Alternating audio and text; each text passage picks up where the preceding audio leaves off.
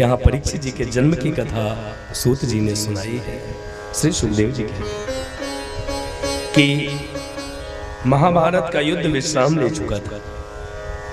भीम के द्वारा दुर्योधन के जंघा टूट चुके थे और भीम मरणासन पर पड़ा है, एक एक पल गिन रहा है। यदा मृदे कौरवसंजयानां वीरेष्वथे वीरगतिं गतेषु वृकोदराविधगदाभिमर्श भग्नो रुदण्डे धृतराष्ट्रपुत्रे। यह दुर्योधन मरणासन पर पड़ा है, जंघा टूट चुकी थी, एक एक पल मृत्यु के गिन रहा था। तभी इसका एक मित्र आया जो द्रोण का पुत्र था और नाम था अश्वत्थामा। अश्वत्थामा आया तो दुर्योधन ने कहा, मित्र मैं मर रहा हूं, इस बात की मुझे चिंता नहीं है। मेरे 100 भाई मारे गए, पितामह मारे गए, मेरा परम मित्र कर्ण मारा गया, मामा शकुनी मारे गए, मैं अकेला बचा, इस बात की चिंता नहीं है। बस दुख तो इस बात का है कि हम 100 कौरव मर गए, लेकिन पांडवों का बाल भी बांका नहीं। और बाल बांका हो कहां से महाराज? जाको राखे साइया मार सके ना कोई, बाल न बांका कर सके जो जग बैरी हो। जिसके रक्षक स्वयं श्री कृष्ण हो, उसका कौन बाल बांका कर सकता है महाराज? दुर्योधन ने नारायणी सेना मांगी थी और अर्जुन ने नारायण को मांगा। जिसने नारायणी सेना मांगी वो हार गया और जिसने नारायण को मांगा वो जीत गया। हम भगवान से तो मांगते हैं, हम भगवान को नहीं मांगते। अर्जुन ने भगवान से नहीं लिया, अर्जुन ने भगवान को लिया। यही अंतर है अर्जुन और दुर्योधन में। दुर्योधन ने कृष्ण से लिया और अर्जुन ने कृष्ण को लिया। महाराज अश्वत्थामा ने कहा, मित्र तुम चिंता मत करो, मैं 5 पांडवों की गर्दन काट के लाऊंगा। दुर्योधन मन ही मन सोचने लगा कि जिसको हम नहीं मार पाए, पितामह भीष्म नहीं मार पाए, गुरु द्रोण नहीं मार पाए, कर्ण नहीं मार पाया, उसको ये क्या मारेगा? लेकिन फिर भी कहता है तो जाने दो। और ये अश्वत्थामा नंगी तलवार लेकर पांडवों के शिविर में जाने लगा। और इधर परमात्मा भगवान को तो सब पता है महाराज, पांडवों के शिविर में गए और पांडवों से कहा, भैया आज यहाँ मत सोना। और एक बार भी युधिष्ठिर ने नहीं कहा क्यों? क्यों? क्योंकि 3 लोगों की बात बिना विचार के मान लेनी चाहिए। माता पिता, गुरु और भगवान ये आदेश दे तो बिना विचारे मान लेना चाहिए। पीछे पीछे पांडव चले गए और द्रौपदी के 5 पुत्र वहां आ गए महाराज। और पता है 5 पुत्र वहां आ गए, सो गए। रात्रि में अश्वत्थामा आया और 5 बच्चों की गर्दन काटा और 5 बच्चों के सिर लेकर चला गया।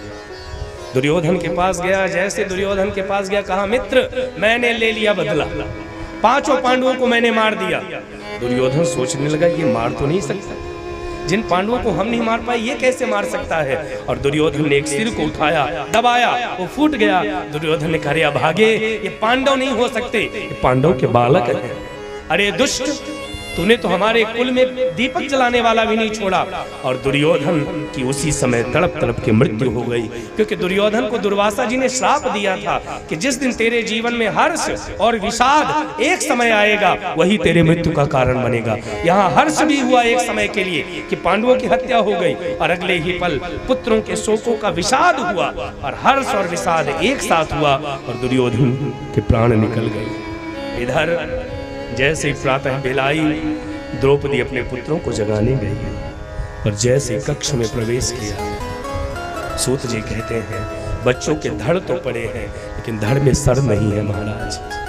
और जैसे द्रौपदी ने देखा, जरा उस माँ की अंतर्दशा क्या रही होगी, जिसके 5 बच्चों की गर्दन काट दी होगी, उस माँ की अंतर्दशा केवल यदि कोई समझ सकता है तो उसकी माँ समझ सकती है जिसका बेटा सरहद में शहीद हुआ होगा, जिसके बेटे का कई बार ऐसी घटनाएं घटी हैं कश्मीर में कि सर काट के ले गए हैं महाराज। वो मां समझ सकती है जिसका बेटा जाके वहां शहीद हुआ। वही द्रौपदी के दुख को समझ सकता है जिसने अपनों को खोया हो। और सूत जी कहते हैं, माता शिशूनां निधनं सुतानां निशम्य घोरं परिताप्यमाना। द्रौपदी चीख चीख कर रोने लगी। 5 पांडव भगवान कृष्ण आ गए महाराज आज हम और आप होते तो कृष्ण से कह देते कि तेरे रहते, आपके रहते मेरे बच्चों की कैसे गर्दन काटी गई। लेकिन द्रौपदी ने कृष्ण से ये नहीं कहा। द्रौपदी कृष्ण से कहती है, गोविंद दुख इस बात का नहीं है, इसलिए मैं नहीं रो रही हूँ कि मेरे बच्चे मर गए, कि मेरे बच्चों की हत्या हो गई। रो तो इसलिए रही हूँ कि मेरे निरपराध बच्चों को सोते समय मार दिया। एक बेटा तो मैंने पहले भी खोया था, अभिमन्यु को, लेकिन उस समय मैं नहीं रोई थी, क्योंकि आज भी भारत की माँ का दर्शन है कि सरहद में जब बेटा शहीद होता है तो माँ सीना तान के चलती थी। ये भारत की माँ ही कर सकती थी। उस समय अभिमन्यु के जाने पर मैं नहीं रोई। क्यों? क्योंकि मेरा बेटा वीर गति को प्राप्त हुआ था। लेकिन आज मेरे सोते हुए बालकों की अश्वत्थामा ने हत्या करी। भगवान कृष्ण अर्जुन को रथ पर बिठा कहा चल, अर्जुन को लेकर गए। जैसे ही अश्वत्थामा ने अर्जुन को आते देखा, ब्रह्मास्त्र चलाया। बाद में व्यास जी ने ब्रह्मास्त्र को शांत किया है। इधर अर्जुन ने अश्वत्थामा के केसों को पकड़ कर ले आए, द्रौपदी के सामने रखा। द्रौपदी से कहा, ये तेरे पुत्र का हत्यारा है। महाराज द्रौपदी कहती है, मुच्यता, छोड़ दो इसे, छोड़ दे, अरे इसने तेरे पुत्रों की हत्या करी है। द्रौपदी ने कहा, एक बात बताइए, आपने भी तो इसके पिता की हत्या करी थी। मेरे पुत्र नहीं है लेकिन मेरे पति तो हैं, लेकिन इसके माँ के पास तो केवल यही है। महाराज एक थोड़ा विचार करें। कई बार समाज में लोग कहते हैं कि महाभारत का युद्ध द्रौपदी के कारण हुआ है? लेकिन द्रौपदी ने समाज को एक शिक्षा दी है कि एक बार बेटे के हत्यारे को छोड़ देना, लेकिन स्त्री की लाज से खेलने वाले को छोड़ना मत। ये भारत की नारी ने शिक्षा दी, ये द्रौपदी की शिक्षा है। द्रौपदी ने अश्वत्थामा को क्षमा किया, लेकिन दुशासन को क्षमा नहीं किया, कर्ण को क्षमा नहीं किया, दुर्योधन को क्षमा नहीं किया। क्यों? क्योंकि स्त्री की लाज से खेलने वाले को एक ही दंड देना चाहिए, और वो दंड है मृत्यु दंड।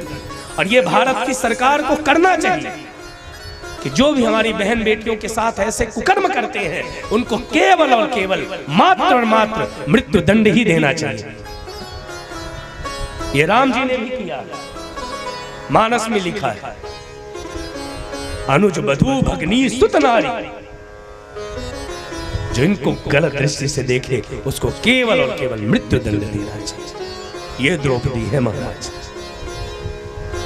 बाद में अपमान करके मणि निकाल ली गई, शिखा काट दी गई, अश्वत्थामा को निकाल दिया गया। लेकिन ये अश्वत्थामा इतने में भी नहीं माना, इसने ब्रह्मास्त्र संधान किया, और इसने ब्रह्मास्त्र उत्तरा के गर्भ में मारा है। उत्तरा उस समय गर्भवती थी, अभिमन्यु की पत्नी हो, परीक्षित जी माँ की कोख में है। और जैसे ही गर्भ में ब्रह्मास्त्र आने लगा, उत्तरा ने दोनों हाथ ऊपर किए। दुनिया से मदद नहीं मांगी महाराज, क्योंकि दुनिया का कोई भरोसा नहीं, मदद करे ना करे। लेकिन जब दुनिया मुंह फेर लेती है, तभी तो मेरा गोविंद मुंह दिखा देता है। और उत्तरा ने दोनों हाथ ऊपर कर कर, पाहि पाहि महायोगिन देव देव जगत्पते नारद भयं पश्ये यत्र मृत्यु परस्पर।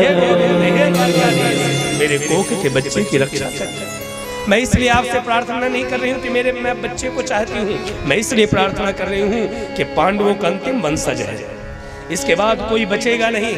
इसलिए मेरे पुत्र की रक्षा करिए। और भगवान द्वारिकाधीश एक रूप से उत्तरा के पास प्रकट हो गए, उसके सर में सहलाने लगे, और दूसरे रूप से उत्तरा के कोख में गए और अपनी गदा को उठाकर एक आवरण बांध दिया और उत्तरा के गर्भ की रक्षा करी। और दुनिया में परीक्षित जैसा कौन बड़ा भागा होगा महाराज कि गर्भ में ही परमात्मा का दर्शन कर लिया। और उत्तरा जैसी माँ कौन होगी? किसी माँ ने भक्त को जन्म दिया है, किसी माँ ने भगवान को जन्म दिया है, लेकिन उत्तरा जैसे गर्भ किसकी होगी कि भक्त और भगवान दोनों एक साथ कोख में विराजे। कौन होगा उत्तरा जैसा बड़भागा कि भक्त है परीक्षित और भगवान स्वयं विराजे। उत्तरा के गर्भ की गोविंद ने रक्षा करी।